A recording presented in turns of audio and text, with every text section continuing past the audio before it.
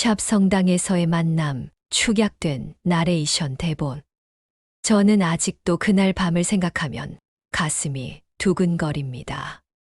기도하는 저의 어깨에 그분의 손이 내려앉을 때의 그 따스함, 그리고 잠깐 이런 생각을 해도 될까요? 이 나이에 이런 마음을 품어도 괜찮은 건가요? 하지만 저는 확신합니다. 그 순간 저에게 찾아온 것은 단순한 위로가 아니었습니다. 그것은 진정한 사랑이었고, 저는 그 사랑 앞에서 다시 한번 살아날 수 있었습니다. 저는 올해 53살, 작은 꽃집을 운영하는 이선미입니다. 사실 꽃집이라고 말하기도 민망할 정도로 초라한 가게입니다. 골목 끝자리에 자리 잡은 겨우 평수도 안 되는 작은 공간에서 시들어가는 꽃들과 함께 하루하루를 버텨내고 있었습니다. 20살에 결혼해서 30년을 함께 살았던 남편은 작년 봄 갑작스런 심장마비로 세상을 떠났습니다. 그 이후 저희 삶은 완전히 무너져 내렸습니다. 남편이 남겨둔 빚더미, 치솟는 임대료, 그리고 점점 줄어드는 손님들까지. 매일 아침 가게 문을 열 때마다 과연 오늘 하루를 버틸 수 있을까 하는 절망감이 밀려왔습니다. 그해 겨울은 특히 혹독했습니다. 12월 20일 밤, 저는 가게 정리를 마치고 집으로 돌아가는 길에 성모성당 앞을 지나게 되었습니다.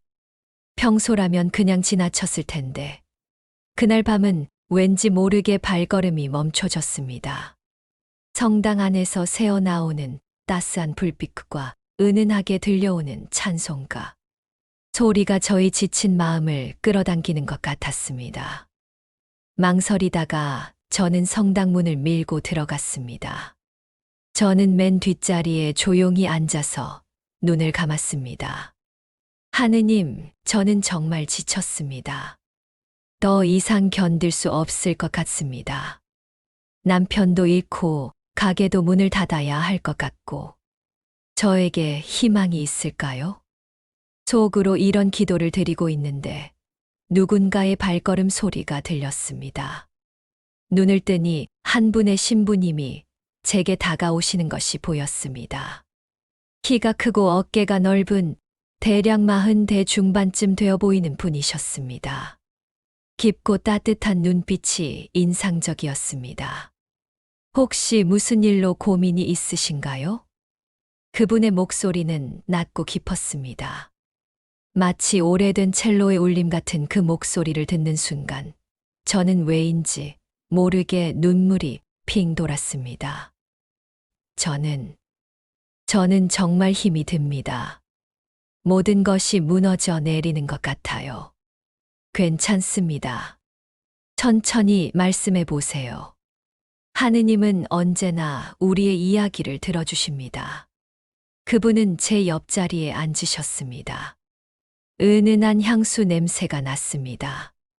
라벤더와 삼나무가 섞인 듯한 편안하면서도 남성적인 향이었습니다. 저는 그동안 혼자 견뎌왔던 모든 이야기를 털어놓기 시작했습니다. 선미 씨, 고생이 많으셨습니다. 저는 김요한 신부입니다. 그동안 많은 분들의 고통을 함께 나눠왔지만 선미 씨만큼 강하게 버티신 분은 처음 봅니다. 강하다고요. 저는 매일 무너져 내리고 있는데요. 무너져 내리면서도 여전히 꽃집 문을 열고 여전히 살아가려고 노력하고 계시잖아요.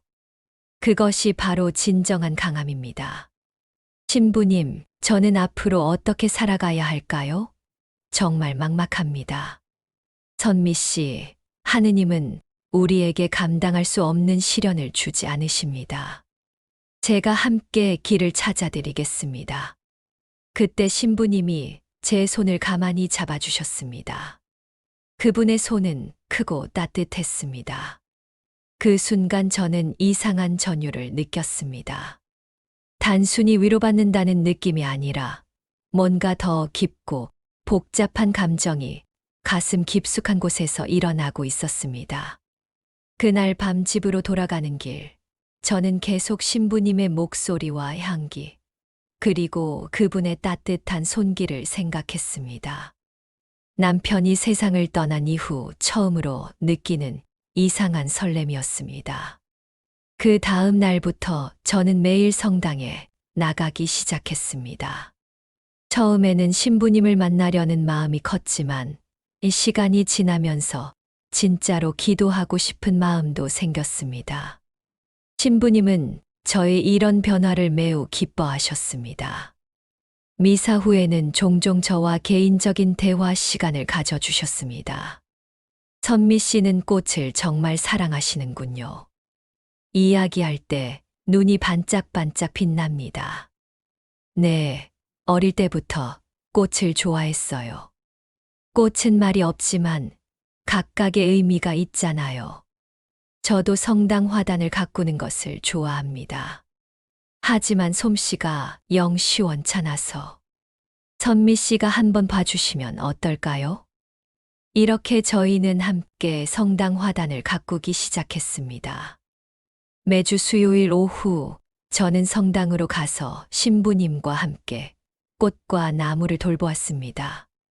흙을 만지고 꽃에 물을 주면서 자연스럽게 대화를 나누는 시간들이 저에게는 일주일 중 가장 소중한 순간이었습니다. 어느 수요일 오후 저희가 함께 장미꽃에 물을 주고 있을 때였습니다. 선미 씨, 요즘 많이 밝아지신 것 같습니다. 처음 만났을 때와는 완전히 다른 사람 같아요. 신부님 덕분입니다. 신부님이 아니었다면 저는 아직도 절망 속에 있었을 거예요. 그때 바람이 불어서 제 머리카락이 얼굴에 날렸습니다. 신부님이 자연스럽게 손을 뻗어서 제 머리카락을 귀 뒤로 넘겨주셨습니다. 그 순간 저희의 눈이 마주쳤습니다. 시간이 멈춘 것 같았습니다. 신부님의 깊은 갈색 눈동자를 바라보면서 저는 그 안에서 저에 대한 특별한 감정을 읽을 수 있었습니다. 그것은 단순한 사목자의 사랑이 아닌 한 남자가 한 여자에게 느끼는 감정이었습니다. 선미 씨. 네, 신부님. 저희는 서로를 바라보며 한참을 말없이 있었습니다. 그 침묵 속에서 저는 신부님도 저와 같은 마음이라는 것을 확신할 수 있었습니다. 몇 주 후 신부님이 저에게 사제관으로 와달라고 하셨습니다. 사제관 안은 소박했지만 따뜻했습니다. 나무로 된 책상과 의자, 벽면을 가득 채운 책들이 있었습니다. 선미 씨, 저에게는 고백할 것이 있습니다. 갑작스러운 신부님의 말씀에 저는 가슴이 두근거렸습니다. 선미 씨를 처음 만났을 때부터 저는 특별한 감정을 느꼈습니다. 처음에는 단순한 사목적 사랑이라고 생각했습니다. 하지만 시간이 지날수록 그것이 아니라는 것을 알게 되었습니다. 신부님, 저는 하느님께 헌신한 몸입니다. 이런 감정을 느끼는 제 자신이 부끄럽고 죄스럽습니다. 하지만 동시에 이 감정이 너무나 진실해서 부정할 수가 없습니다. 저는 일어나서 신부님 곁으로 다가갔습니다. 신부님, 저도 같은 마음입니다. 저는 신부님을 사랑합니다. 그 순간 신부님이 일어나서 저희 손을 잡으셨습니다. 선미 씨, 우리에게는 미래가 있을 수 없습니다. 저는 하느님의 종이고 독신 서원을 했습니다. 저는 미래를 바라지 않습니다. 지금 이 순간만으로도 충분해요. 신부님과 이렇게 마음을 나눌 수 있다는 것만으로도 저는 행복합니다. 신부님이 저희 얼굴을 두 손으로 감싸주셨습니다. 저는 눈을 감았습니다. 선미 씨, 당신은 저에게 다시 살아갈 이유를 주었습니다. 당신 덕분에 하느님의 사랑이 무엇인지 진정으로 깨달았습니다. 그날 저희는 밤늦도록 이야기를 나누었습니다. 서로의 과거, 꿈, 그리고 앞으로의 바람들까지. 물론 육체적인 관계는 없었습니다. 신부님은 끝까지 선을 지키셨습니다. 하지만 영혼의 깊은 교감은 어떤 육체적 사랑보다도 강렬했습니다. 그 후 몇 개월 동안 저희의 특별한 관계는 계속되었습니다. 겉으로는 신부님과 신자의 관계였지만 저희만 아는 순수한 사랑이 있었습니다. 그런데 어느 날 예상치 못한 일이 일어났습니다. 교구에서 신부님이 다른 성당으로 발령이 날 것 같다는 소문이 돌기 시작했습니다. 신부님, 정말 떠나시는 건가요? 아직 확실하지는 않지만 가능성이 높습니다. 한 달 후 정도. 저는 한동안 말을 할 수 없었습니다. 남편을 잃었을 때도 이렇게 절망스럽지는 않았던 것 같았습니다. 신부님, 저와 함께 가실 수는 없나요? 선미 씨, 그럴 수는 없습니다. 저는 신부이고 당신에게 그런 희생을 강요할 수 없어요. 하지만 신부님은 끝까지 거부하셨습니다. 자신 때문에 제가 모든 것을 포기할 수는 없다고 하셨습니다. 신부님이 떠나기 전 마지막 날, 저희는 성당 화단에서 마지막 시간을 보냈습니다. 선미 씨, 이 꽃들을 보면서 저를 기억해 주세요. 그리고 잊지 마세요. 당신은 정말 특별하고 아름다운 사람입니다. 신부님도 저를 잊지 말아주세요. 비록 함께할 수는 없지만 저는 평생 신부님을 사랑할 거예요. 그때 신부님이 저에게 작은 나무 십자가와 함께 손편지를 주셨습니다. 선미에게. 당신은 저에게 하느님의 사랑이 무엇인지 가르쳐 주었습니다. 진정한 사랑은 소유하는 것이 아니라 상대방의 행복을 바라는 것이라는 걸 배웠습니다. 비록 함께할 수는 없지만 저는 언제나 당신의 행복을 위해 기도할 것입니다. 하느님의 축복이 당신과 함께하기를. 요한. 편지를 읽고 나니 눈물이 왈칵 쏟아졌습니다. 저희는 서로를 끌어안고 한참을 울었습니다.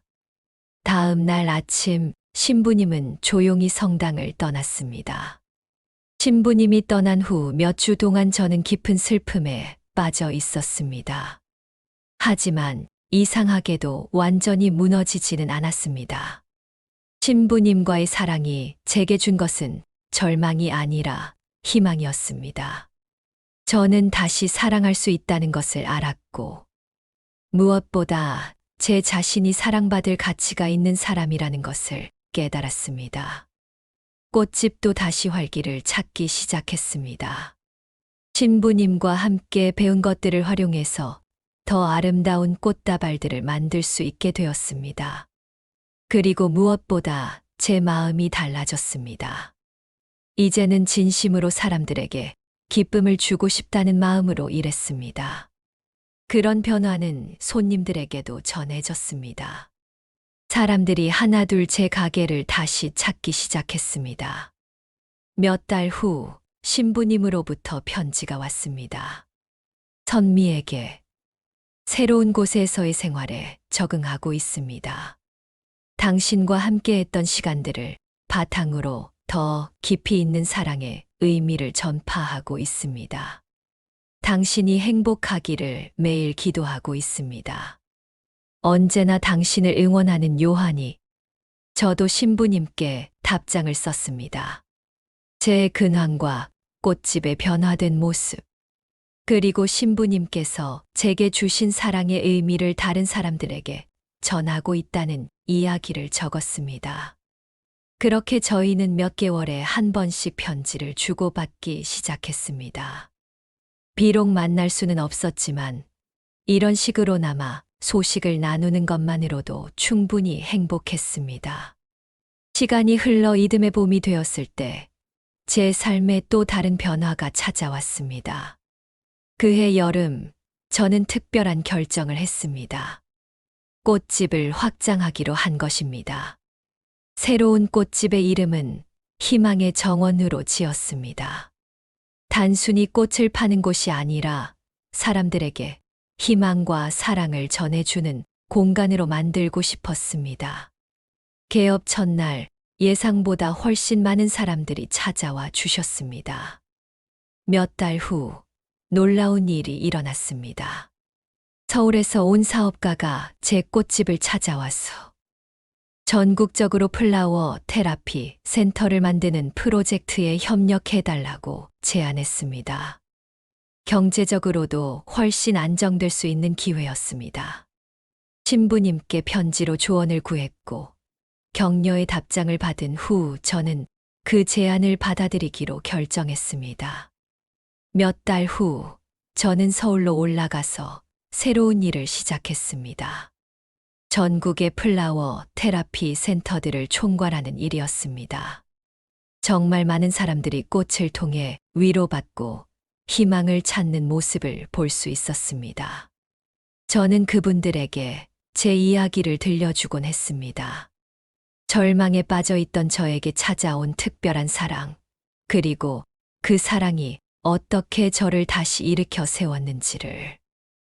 1년 후 저희 프로젝트는 대성공을 거두었습니다.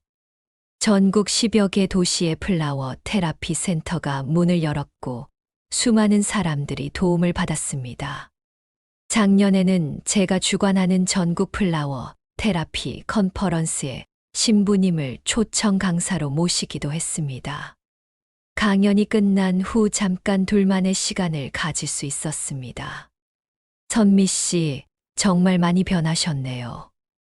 예전보다 훨씬 더 아름다워지신 것 같아요. 신부님 덕분입니다. 신부님이 저에게 주신 사랑이 저를 이렇게 만들었어요. 저희는 서로를 바라보며 미소를 지었습니다. 예전에 그 절절한 감정은 이제 깊고 성숙한 사랑으로 변해 있었습니다. 소유할 수 없지만 영원한 사랑, 함께할 수 없지만 서로를 응원하고 축복하는 사랑으로 말이죠. 지금 저는 정말 행복합니다. 매일 아침 눈을 뜰 때마다 감사한 마음이 듭니다. 제 삶이 이렇게 의미 있고 보람될 수 있다는 것이 기적 같습니다. 물론 가끔은 신부님과 평범한 부부로 살아갈 수 있다면 어땠을까 하는 아쉬움도 있습니다. 하지만 그런 생각보다는 감사함이 더 큽니다. 저희의 사랑이 이렇게 많은 사람들에게 도움이 되고 있다는 것이 더 소중합니다. 지금도 저는 매일 밤 신부님을 위해 기도합니다. 그분이 건강하시고 많은 사람들에게 도움을 주시기를 바라며, 그리고 신부님도 저를 위해 기도해 주신다는 것을 알고 있습니다. 이런 사랑이 가능할까요? 가능합니다. 저희가 증명했으니까요. 서로를 포기하지 않으면서도 서로의 길을 존중하는 사랑. 함께할 수 없으면서도 영원히 마음속에 간직하는 사랑이 분명히 존재합니다. 저는 이제 확신을 가지고 말할 수 있습니다. 진정한 사랑을 경험한 사람은 절대 불행할 수 없다고. 비록 그 사랑이 이루어지지 않는다 해도 그 사랑 자체만으로도 인생이 충분히 의미 있고 아름다워질 수 있다고. 신부님, 어디에 계시든 건강하시기를 바랍니다. 그리고 저희의 사랑이 앞으로도 계속해서 많은 사람들에게 희망과 위로가 되기를 바랍니다. 저는 신부님을 평생 사랑할 것이고 그 사랑으로 더 많은 사람들에게 행복을 나누어 주며 살아갈 것입니다. 이것이 바로 제 이야기입니다.